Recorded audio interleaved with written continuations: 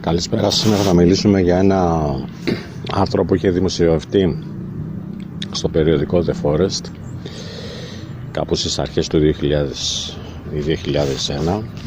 Ήταν το τεύχος νούμερο 3. Έτσι.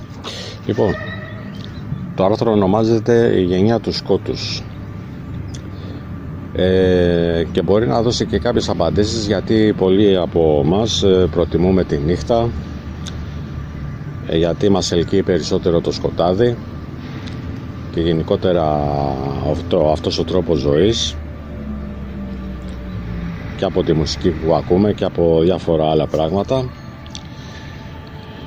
Οπότε να ξεκινήσω με την ανάγνωση του άρθρου. Λοιπόν, τα τελευταία χρόνια κάτι αρχίζει και αλλάζει στη ζωή των ανθρώπων. Όλο και πιο πολλοί αρχίζουν και ζουν τη νύχτα και κοιμούνται την ημέρα. Μήπως τελικά το σκοτάδι είναι το πραγματικό περιβάλλον ζωής και εξέλιξης του ανθρώπου? Η ζωή κατά τη διάρκεια της ημέρας επιβλήθηκε στους ανθρώπους εδώ και πολλές χιλιάδες χρόνια, κατά τη διάρκεια της γεωργικής επανάστασης. Οι άνθρωποι χρειάζονταν το φως της ημέρας για να βλέπουν που σπέρνουν, που ποτίζουν και που θερίζουν.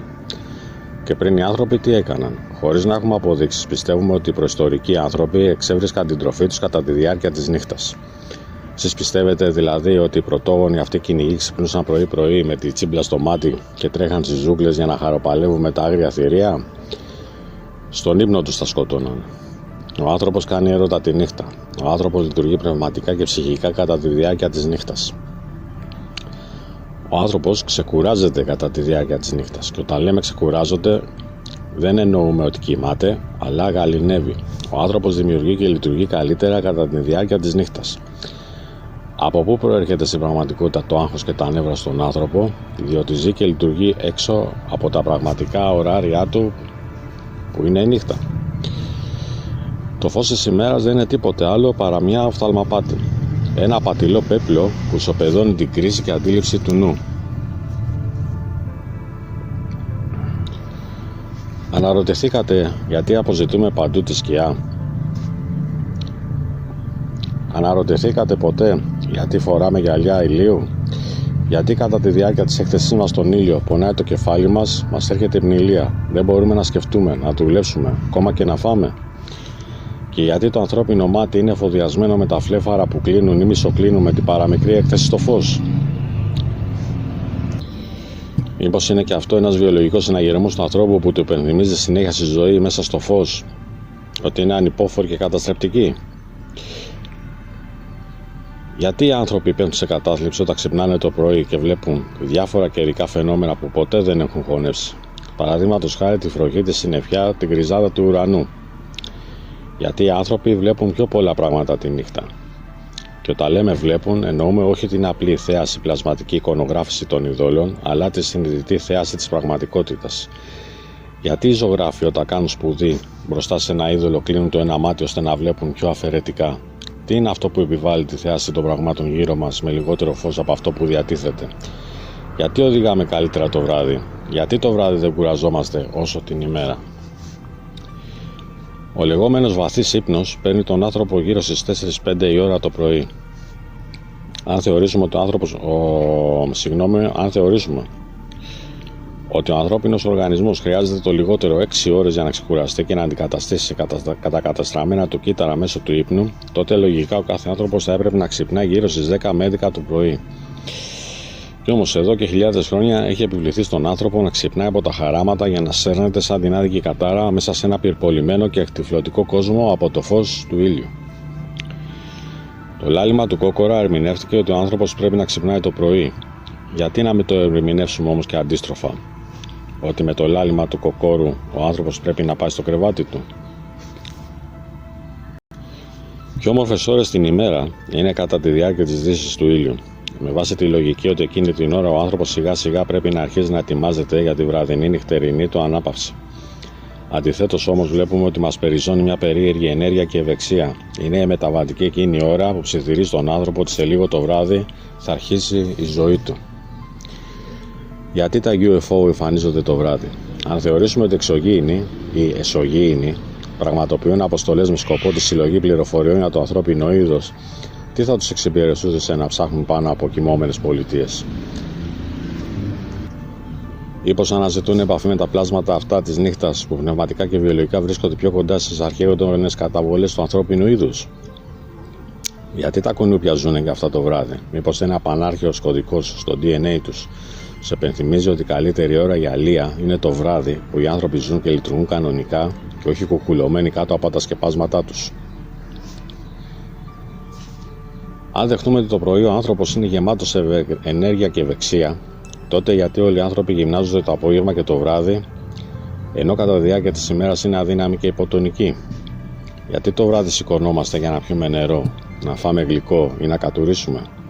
Τι λογική έχουν αυτές οι ενέργειες όταν ο ανθρώπινος οργανισμός βρίσκεται σε καταστολή και δεν έχει ανάγκη ούτε να αντικαταστήσει υγρά ούτε να πάρει θερμιδική ενέργεια?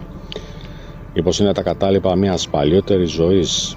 Τι είναι τα όνειρα και γιατί τα βλέπουμε? Μήπως είναι και αυτά παραστάσεις από μια άλλη διάσταση της ζωής μας που βρίσκεται υποδουλωμένη μέσα στο ψεύτικο λίθαργο του νυχτερινού ύπνου?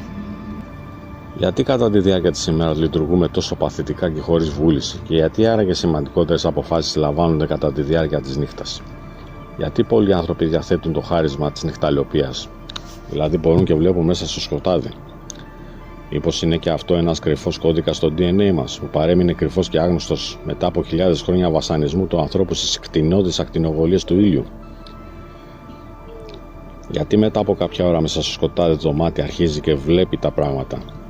Σε εισαγωγικά το βλέπει. Πώς μπορεί και βλέπει κάτι το οποίο είναι αθέατο? Για τη λογική ότι δεν φωτίζεται. Ακόμα και στη χριστιανική διδασκαλία η γέννηση, η Ανάσταση του Χριστού, έγινε νύχτα.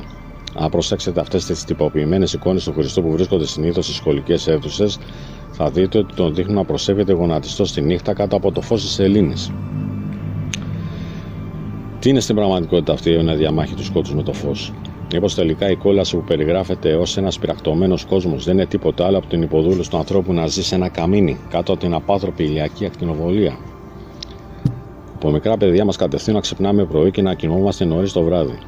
Πόσες χιλιάδες σελίδες και επιστημονικές μελέτες έχουν γραφτεί για τη δίθεν μακροζωία και ευεξία που προσφέρει το πρωινό ξύπνισμα? Τότε γιατί κανένας άνθρωπος, όσο κουρασμένος κι αν είναι από το κάματο της εργασίας, δεν μπορεί να πέσει νωρίς για ύπνο? Τι είναι αυτό που τον κρατάει ξύπνιο, έστω και κουρασμένο, σε έναν αγώνα δρόμου να ζήσει όσο περισσότερο μπορεί κατά τη διάρκεια της νύχτας? Γιατί άραγε μας επιβλήθηκε να ζούμε κατά τη διάρκεια της ημέρας? Ο καλύτερος τρόπος να ελέγχει ο άνθρωπος είναι να του στερείς τον ύπνο. Ή ακόμα χειρότερα να τον κάνεις να νομίζει ότι έχει κοιμηθεί, ενώ στην πραγματικότητα απλά έχει κλείσει τα μάτια του σε ένα ψεύτικο λίθαργο. Η στέρηση της δυνατότητάς του ανθρώπου να μπορεί να ζει στη νύχτα και να μην μπορεί να αναπτύξει τις πνευματικές, ψυχολογικές και διανοητικές του ικανότητες τον καθιστά ένα μόνιμο ηλίθιο. Και ας μην ξεχνάμε ότι με το χειρότερο πράγμα που συμβαίνει σήμερα στους ανθρώπους είναι η ηλιθιότητα. Εδώ λοιπόν κλείνει το άρθρο. Ελπίζω να σας φάνηκε ενδιαφέρον, να σας έδωσε κάποιες απαντήσεις όπως είπα και στην αρχή. Το άρθρο μάλλον προέρχεται από την Αμερική, γιατί είναι υπογεγραμμένο με ένα ψευδόνυμο VA 22124 USA. Αυτά λοιπόν παιδιά για τη γενιά του σκότους, και θα τα πούμε στο επόμενο βίντεο. Χαιρετώ, καλά να περνάτε, γεια σας.